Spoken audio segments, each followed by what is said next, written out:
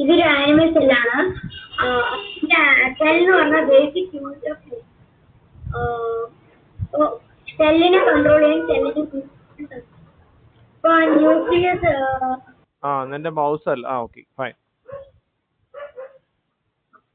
ഇതാണ് ന്യൂക്ലിയോളസ് ഉണ്ടെങ്കിൽ DNA ഉണ്ടല്ലോ, ഈ റൈബോസോംസ് പ്രൊഡ്യൂസ് ചെയ്തിട്ട് ന്യൂക്ലിയസിനെ പുറത്തേക്ക് ഈ ഫോൾട്ട് വഴി അപ്പോൾ കുറെ റൈബോസോംസ് ഒക്കെ ഇത് എൻഡോപ്ലാസ്മിലേക്ക് ഇതിൽ പോയി പറ്റും. രണ്ട് type endoplasmic reticulum. First rough endoplasmic reticulum, പിന്നെ അത് സ്മൂത്ത്.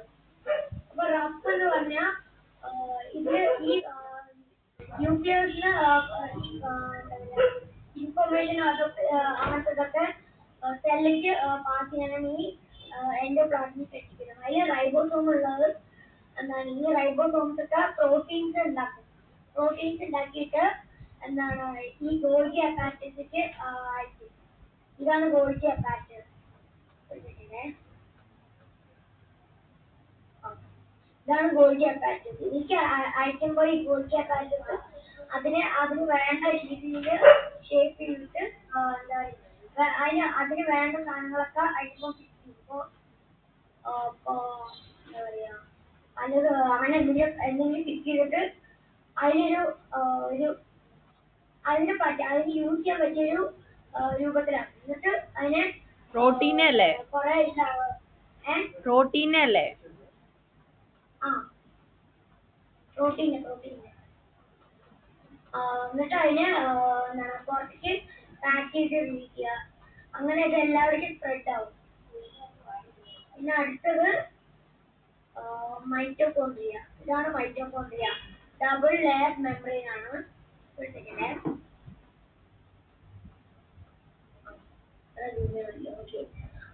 മൈറ്റോകോൺഡ്രിയ എന്ന് പറഞ്ഞ power house of the സെല്ലാണ്.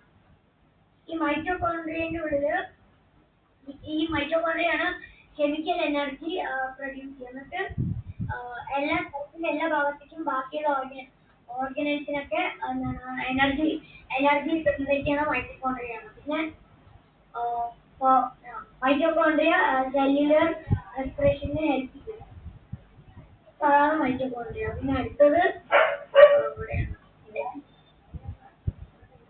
Lysosome. Lysosome എന്താണെന്ന് വെച്ചാൽ ഈ പുറത്തുനിന്ന് വരുന്ന ബാക്ടീരിയ അല്ലാന്ന് പറയും. പുറത്തുനിന്ന് വരുന്ന ഈ വൈറസ് ഇതൊക്കെ വരുമ്പോൾ അതിനെ ഡിഫെൻഡ് ചെയ്യാനായിട്ടാണ് ഈ ലൈസോസോം ഉള്ളത്. ഈ ലൈസോസോം എന്താ പറയാ, ഈ വൈറസിനെ അബ്സോർബ് ചെയ്തിട്ട് ലൈസോസോമിലുള്ള ഫെഗോസോമായി മാറും. എന്നിട്ട് ആ ഫെഗോസോം എന്താണ് സെല്ലിന്റെ ഉള്ളിൽ തന്നെ ഡൈജസ്റ്റ് ആയി പോകും. പിന്നെ ഇതിനെ നമ്മൾ എന്താണ് suicide bag of the cell എന്ന് പറയും.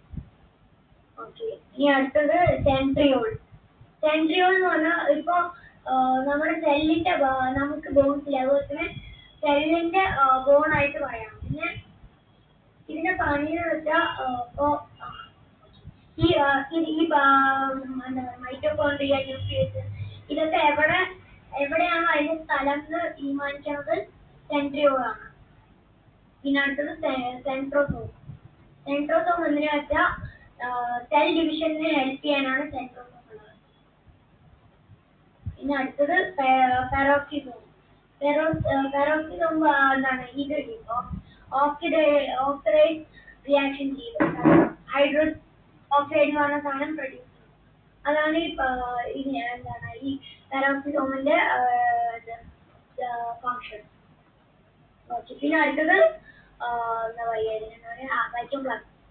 സൈറ്റോപ്ലാസം എന്താ വെച്ചാൽ ഈ സെല്ലിന്റെ ഉള്ളിലത്തെ ഈ ഓർഗനൈസിനെ പ്രൊട്ടക്ട് ചെയ്യാൻ വേണ്ടിയിട്ടാണ് ഈ ജെല്ലി ലൈക്ക് സബ്സ്റ്റൻസ് ഇവിടെ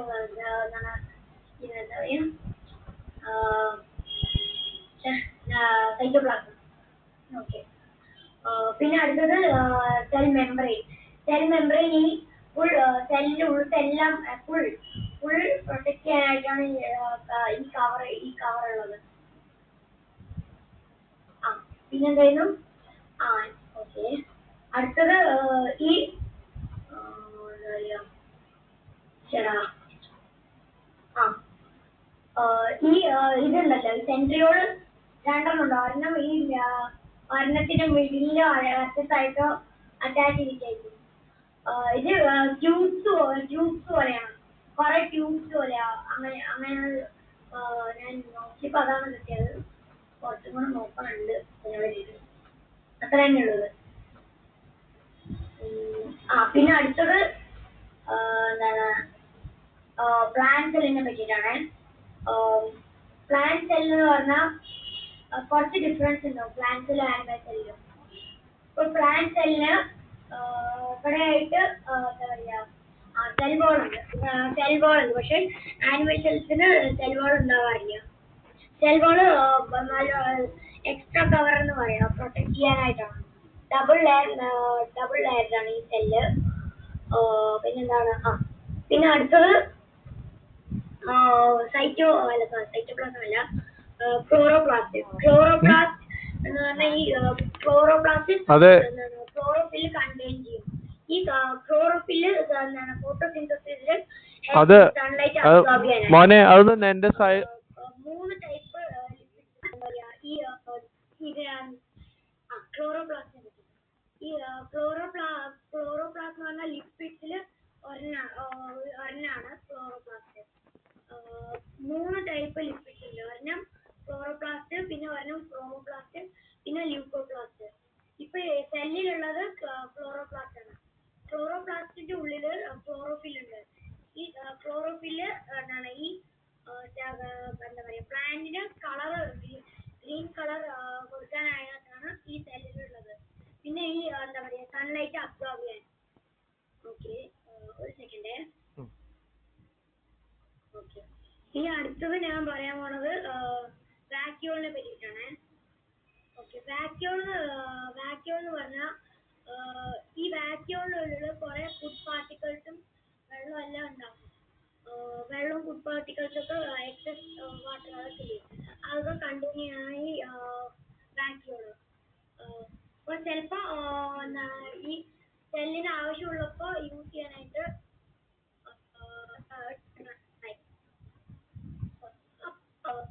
ഈ അടുത്തത് ഏതാണ്,